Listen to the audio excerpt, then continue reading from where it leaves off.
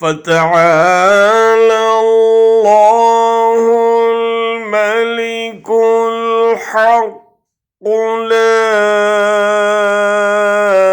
إله إلا هو رب العرش الكريم.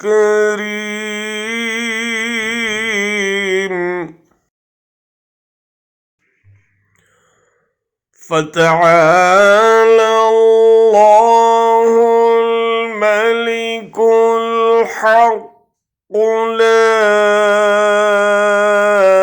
إله إلا هو رب العرش الكريم। बस अल्लाह जो बादशाह हकीकी है, बुलंद व बरतर है, उसके सिवा कोई माबूद नहीं।